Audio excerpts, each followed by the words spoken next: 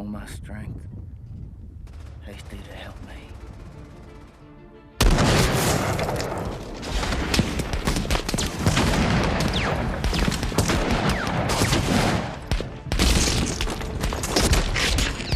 Welcome to Frontiers and Frontlines, Outriders. I'm your guide, Sam. And now pull up a chair and pour yourself something brown. We got 12 war pictures that historians, veterans, and the dog-eared after-action reports all say they got it right. Not the flag-waving kind where one fella with a rifle, he wins the war single-handedly.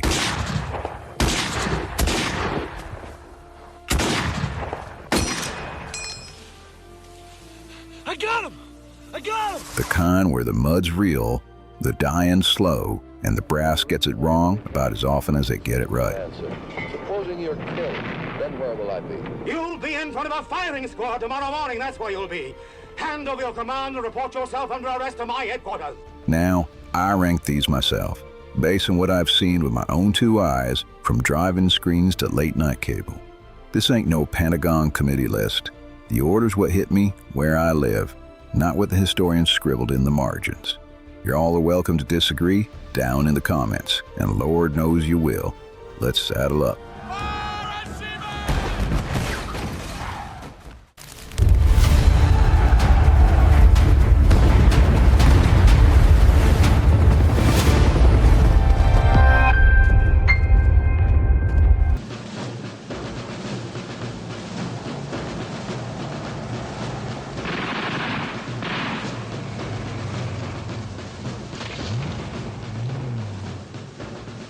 Now, coming in at number 11 is The Longest Day from 1962, and it's a black and white slab of D-Day storytelling produced by Darryl F. Zanuck and directed by a committee of 4 because no single man had the guts to wrangle this circus alone.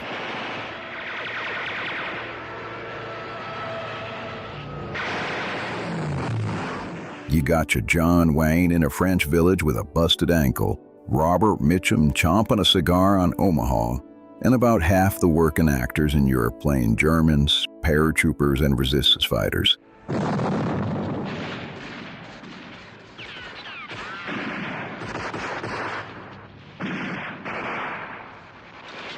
This thing's got more stars than a Texas sky in August. Here's the thing that knocks me sideways every time I watch this picture.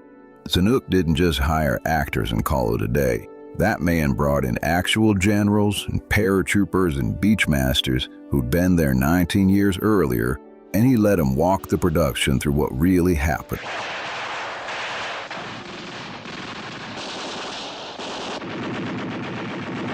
Each nation speaks its own language with subtitles. You try getting a studio to greenlight that today. You'll be laughed clean out of the boardroom. John Steele's parachute snagging on the church spire, that right there was real, fellas. Real spire, real night.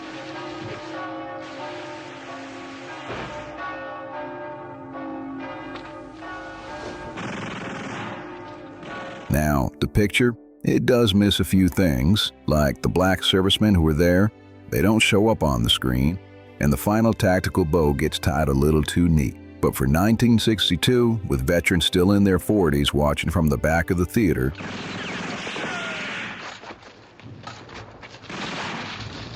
Zanuck got more right than he got wrong. This is completely worth the foxhole, my friends.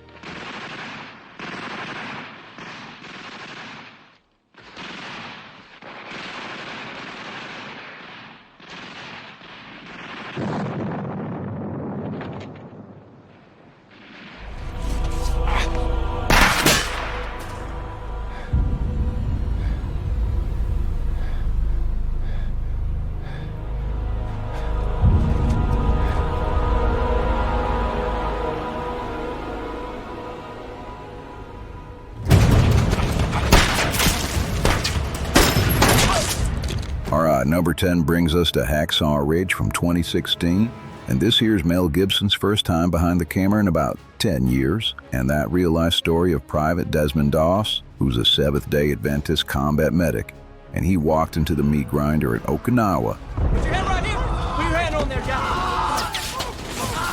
Come on, we gonna get you under cover! carrying nothing but a Bible and a Geneva Convention card.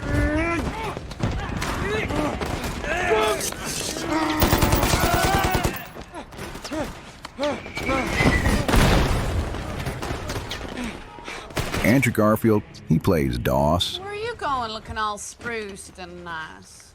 Met someone yesterday. Nurse over at the hospital. Her name's Dorothy Schutte. I'm gonna marry her. Goodness, does she know that? Well, not yet. She's about to. You ever even spoken to a woman? I mean, one that's not family?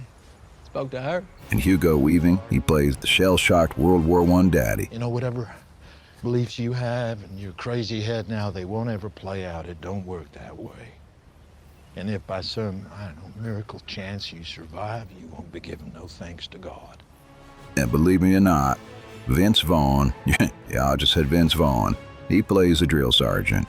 And I'd be damned, but he's actually good at it. You are a very strange-looking individual, if you don't mind me saying so, Private. Name? Andy Walker. How long have you been dead, son? Sir? I am not Sir! I am Sergeant Howell or Sarge! Sir, you say for useless people! Now, let's talk about what this picture gets right and what it doesn't. The pre-war stuff, it's all dressed up Hollywood style. The courtship of his wife, Dorothy, kind of plays like a Norman Rockwell calendar come to life. I'm sorry. I didn't think you'd mind. You didn't ask. I thought you might have liked it. Well, I might have if you'd asked. And the family backstory gets compressed, then rearranged for crying out loud purposes. Get out of my sight. But the second Gibson gets that camera up on the Maeda Escarpment, he plants both feet in the truth, and he don't budge.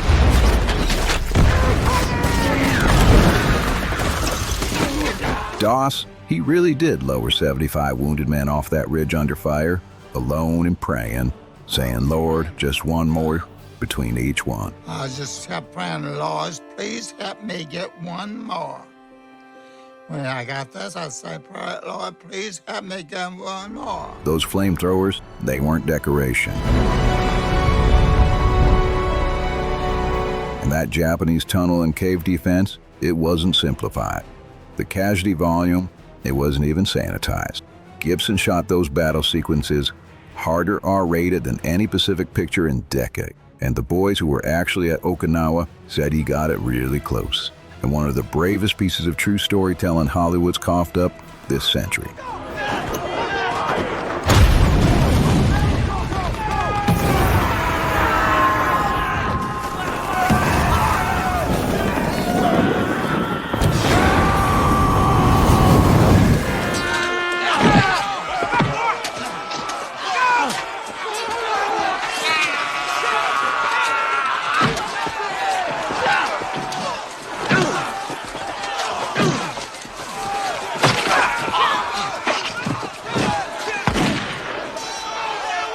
Sliding into the number 9 spa is glory.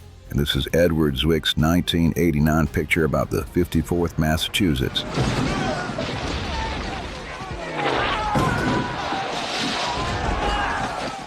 The Union Army's first all-black regiment, and their assault on Fort Wagner in 1863.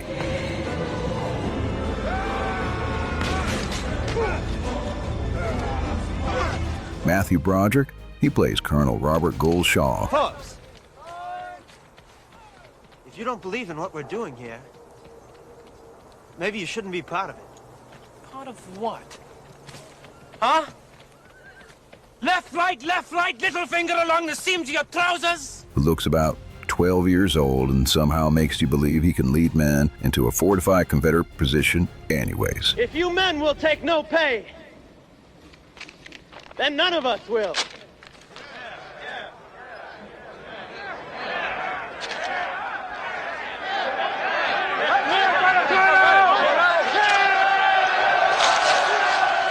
Morgan Freeman, he holds this picture down like a sea anchor. You're looking at a higher rank, Corporal. And you'll obey and you'll like it. I'll make you. I'm sorry. What the hell is going on here? Hands up!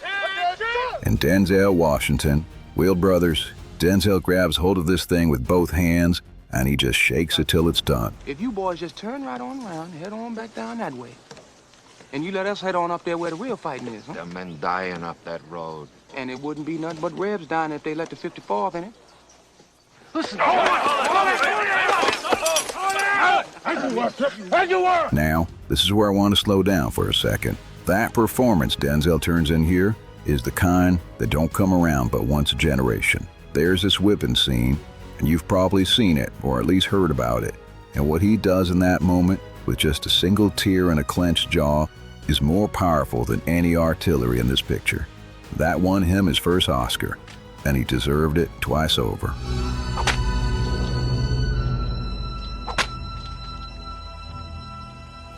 But Zwick, he didn't lean on the acting alone. Those uniforms are right down to the buttons. The drill is right. The pay disputes and the rations the 54th actually fought over are also right. Some of the secondary characters, all right, well, they're composites, and the picture takes a little bit of license here. But the historical core holds up like an oak post. This is one of the most honest things Hollywood ever made about the Civil War.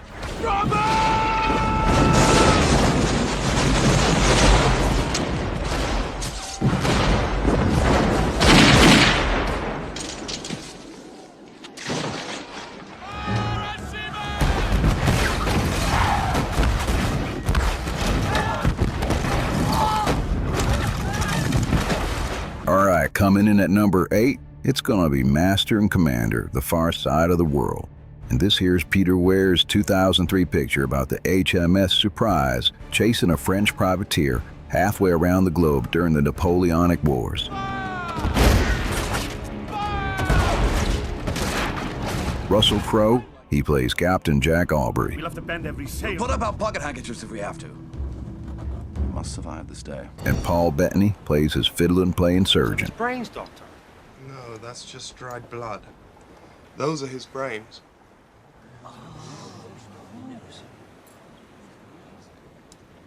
Physician he is.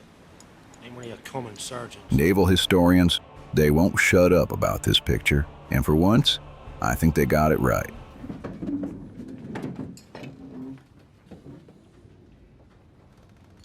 Galapagos Islands. The Galapagos Islands. So I want to talk about what the camera was doing in this thing, because Weir and his cinematographer, Russell Boyd, shot this thing like they were trying to win a wager with the wind. You can feel the rigging strain in this thing. You can feel the deck tilting. When those cannons fire, that recoil, it ain't decoration. Those guns kick back 4 feet. And a man who's standing in the wrong spot gets his foot taken off. There's lethal splinters.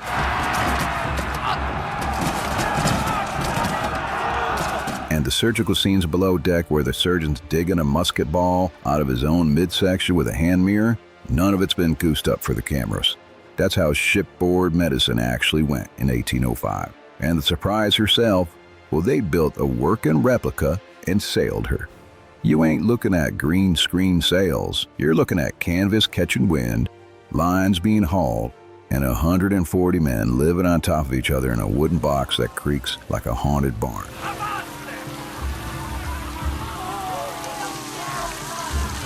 This picture, it's got more guts than a slaughterhouse and twice the craft.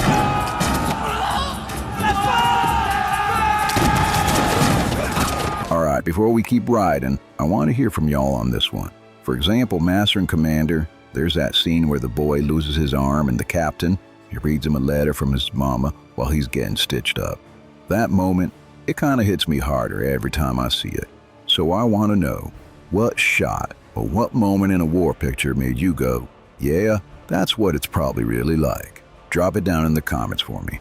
I'll be reading every last one like an old man who's got nothing better going on. Which, between you and me, I ain't lying, I ain't got nothing going on.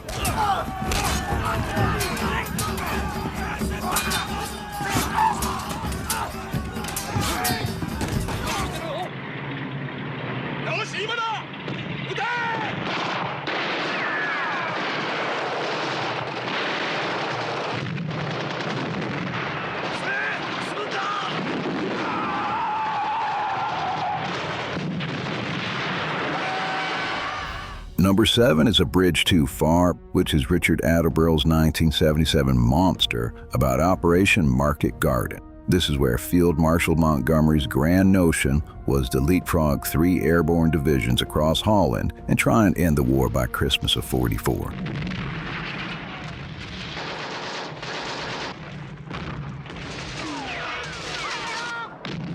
The cast, it reads like a Hollywood reunion. You got Sean Connery. You said Roy. You're far too old for that kind of thing and much too large. Did I? What was the favor? Well, I didn't quite tell you everything at the time. But I'm prone to air sickness. Good gracious. Michael Caine. Do you think you'll be able to manage it? I've got nothing else planned for this afternoon. Gene Tell you the Hackman. extent of my faith. I'm thinking of asking for a letter from you, stating that I was forced to act on your orders, in case my men are massacred. I see. Robert Redford. We are sure that the river's wide and that the current is strong. And as any more cheery information comes my way, I'll just be too happy to pass it along. In the meantime, just think of this as on-the-job training. Anthony Hopkins, and Ryan O'Neal, Lawrence Oliver, Elliot Gould, and this picture spends 3 hours showing you how the whole thing just falls apart anyways.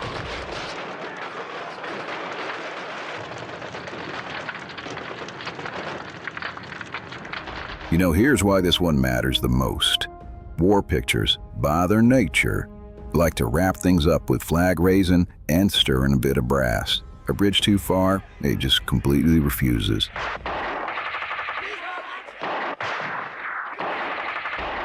It runs 3 hours just to show you how a plan built on hubris and bad intelligence gets a whole bunch of brave men killed for nothing. Paratroopers landed in the wrong fields, radios that wouldn't talk to each other, even 2 SS Panzer divisions sitting right where the British were supposed to walk through unopposed. Attenborough had veterans on set who'd lived through the whole rotten business.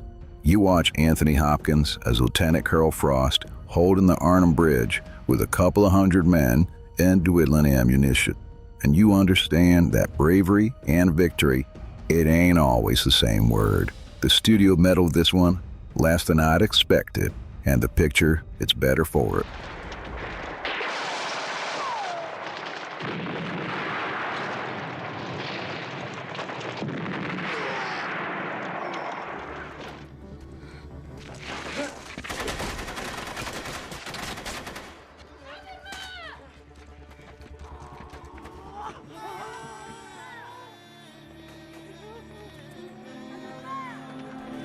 And number 6 is Black Hawk Down, Ridley Scott's 2001 picture about the 1993 Battle of Mogadishu.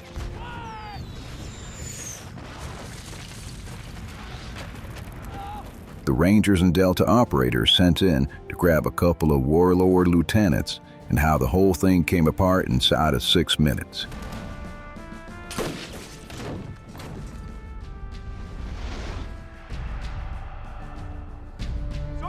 The cast, it's a who's who of fellows who'd go on to make bigger things. Eric Bana, That was a nice Jeep. Tom Hardy, You're gonna stop. You're gonna turn around. You aren't gonna cover me. It's important you understand that. Orlando Bloom falling off a chopper, Hold on!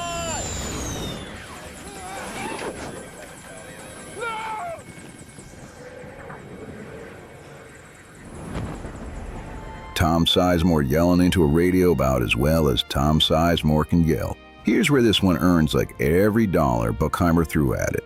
Mark Bowden's book got vetted by Delta and Ranger veterans.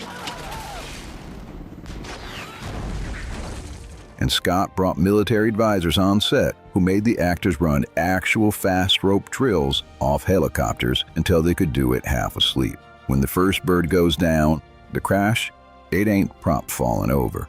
It's a controlled wreck rigged by a stunt crew that knew exactly what a Black Hawk does when it loses tail rotor authority. The radio chatter cross-talking with itself, the medic working on a bleeder while the perimeter collapses.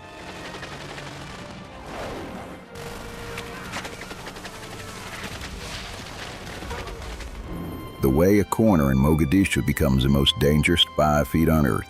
Scott shoots it all with a calm that makes the chaos hit harder than a landlord on rent day. What he gets right, that most pictures get wrong, it's the fog of war. Nobody knows what's going on. Maps go useless. Decisions get made on bad information by men who will bleed for the bad information. That's what combat actually is.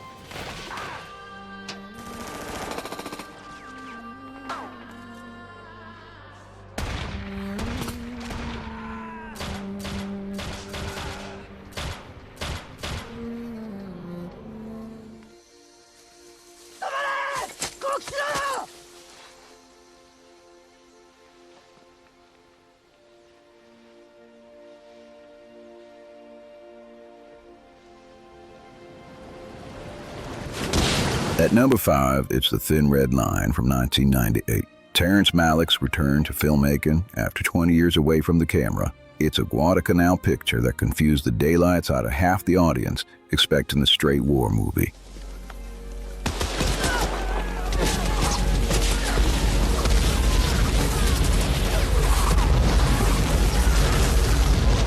Jim Caviezel anchors a cast that reads like somebody robbed a Hollywood Christmas party.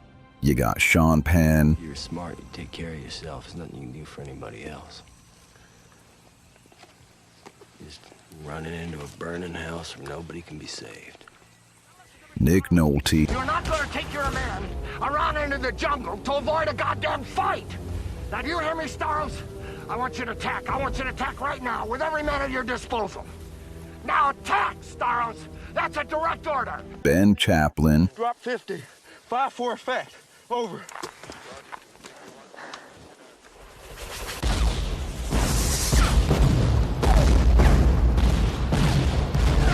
Adrian Brody, Woody Harrelson. To capture some of these goddamn fucking positions around here, what do you think? You really want to go on with this? No, I feel charged, but they set us up some reinforcements. Maybe we could scout around and locate these machine guns and... John Travolta. As you can see, this is their road to Australia, and this is their way of controlling the sea lanes to America. Now, if we're going to stop the Japs' advance into the South Pacific, we've got to do it right there. He even got George Clooney just showing up for what amounts to a poetic meditation on men killing other men under tall grass. If any of you men want to see me about anything, You're in a box. anything at all, A moving box. you will find that I am available. Now here's the thing.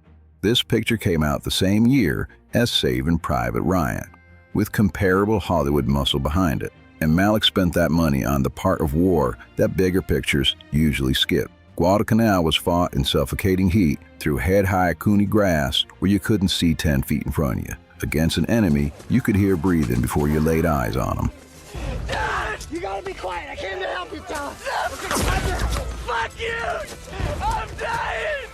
I'm dying, son! And Malick, he shot that. Their nervous advance through the grass, the long pauses where a man's mind gets the better of him, the disintegration of Nolte's Colonel Tall as he sends men up Mount Austin against orders that just don't match the terrain.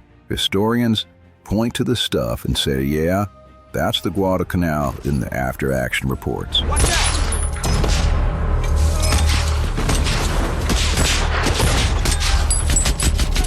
Where most specific pictures give you the bang and the bayonet. Malick gives you the weight, the doubt, and the philosophical reckon of what you're actually doing out there. It's worth every minute in that cooney grass. Hey y'all, if this list has earned itself a hoo-ah from you so far, you go do a soldier a favor and hit that like button. It costs you nothing, and it helps that channel about as much as a clean rifle helps a sentry. Subscribe while you're down there. We're growing slower than a peacetime promotion right now, but we're getting there. All right, let's get back to it.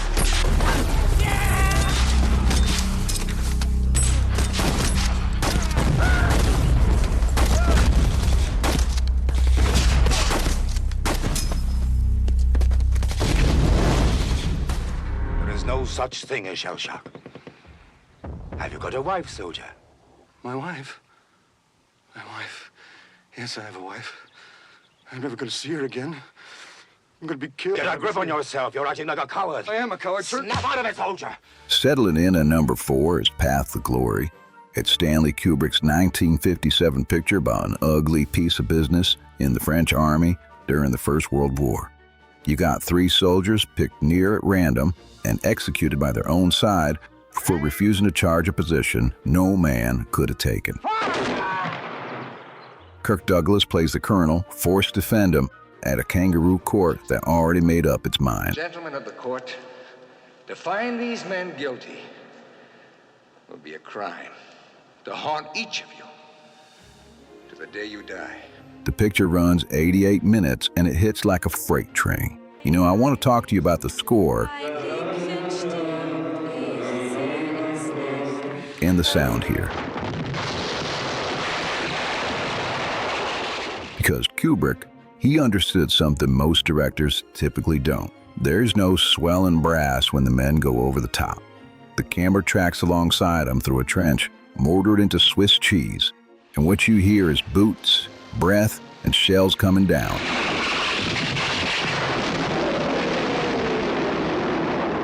By the time the men finally climb over the parapet into the open, the music, it just creeps on in. Gerald Fried doing a long, low, military rhythm that sounds more like a funeral march than a fight song.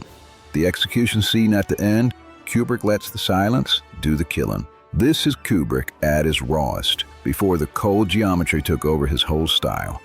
The studio, they fought him on it. France banned this picture for like 20 years, but it's pulled from real events. The Corporal's Affair, you go look it up sometime. And Kubrick aimed the whole thing square at the brass who gave the orders, not the boys who followed him. It's a hidden treasure. What a laugh! You can be saved! I'll be saved! Cut it out, Arnaud! Arnaud! Arnaud?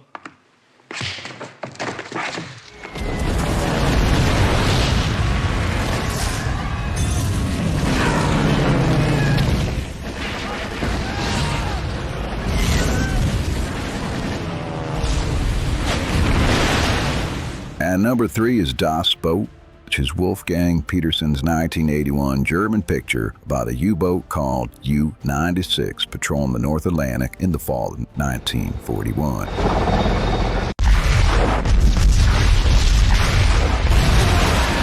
Jürgen Prochnow plays the captain, and a tight little ensemble of mostly unknowns play the crew. The director's cut, that thing runs like 3.5 hours, and somehow it makes you wish it went longer.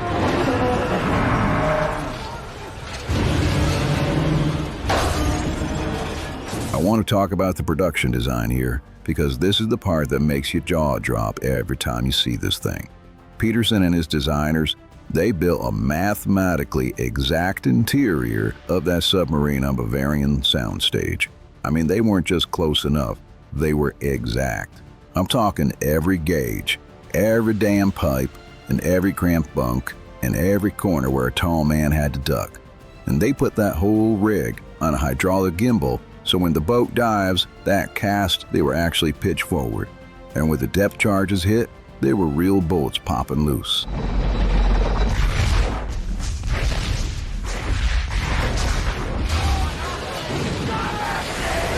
Petersen made his actors live in that thing and shoot in order, and there were beards growing, hair getting greasy, and fights breaking out, and he caught the whole thing on film.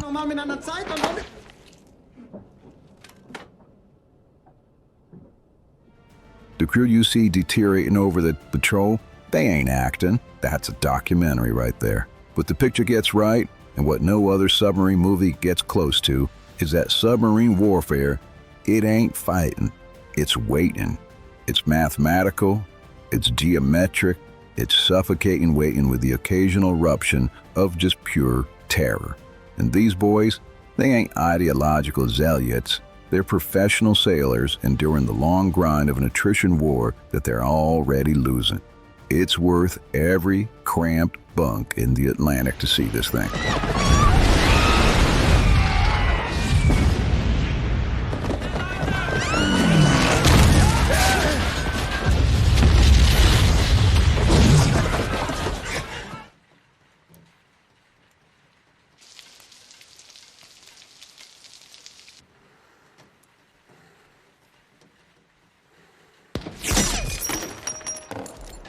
Coming in at number 2, it's Saving Private Ryan.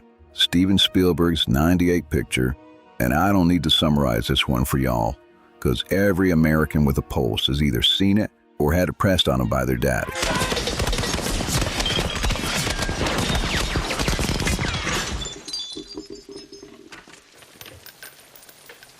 Tom Hanks leads a squad of Rangers into Normandy to pull one paratrooper out of the war because his 3 brothers, they'd already been killed. The plot, that one's fictional. The rest of the picture, well, that's something else.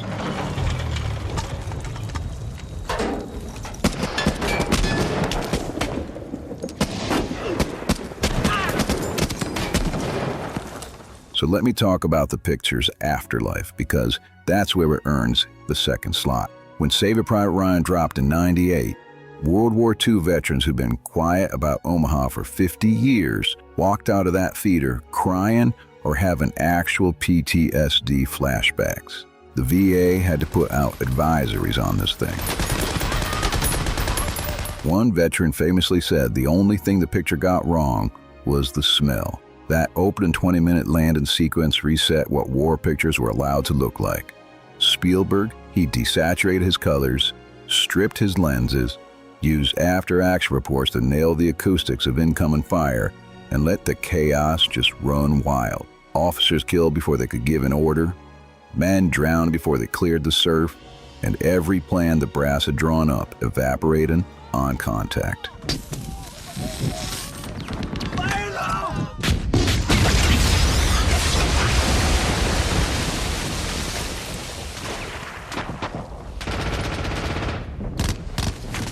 Now, you can argue the rescue plot, and you can argue some of the hardware substitutions, but that beach changed cinema, and 28 years later, every combat sequence shot since lives in that shadow.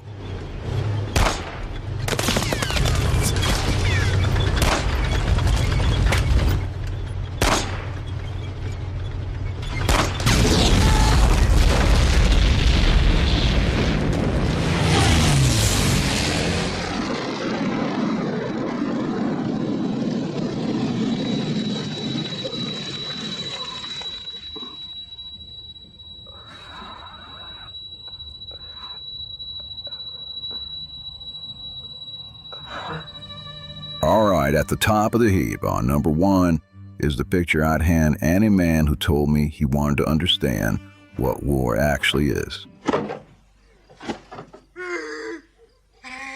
It's Come and See, Elem Klimov's 1985 Soviet production. A less geek plays a Belarusian boy named Flura who picks up a rifle, joins the partisans, and watches his world burn to the ground under SS anti-partisan operations in the summer of 1943.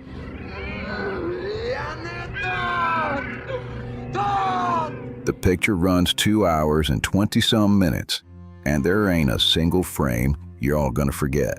The behind-the-scenes story on this thing might be the only war movie story that earns its keep against the war itself.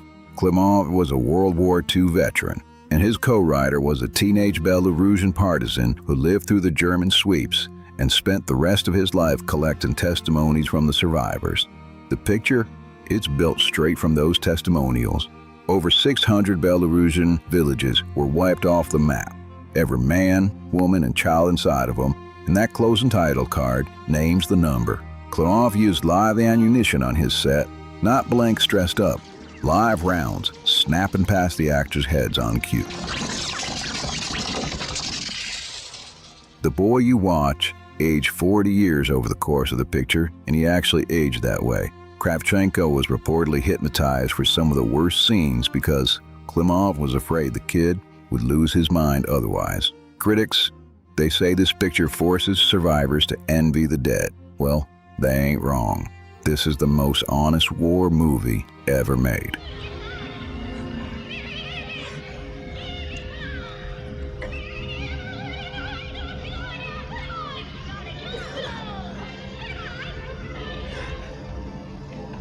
So that there's the Dirty Dozen, friends. 12 pictures, 12 different ways into the same hard truth.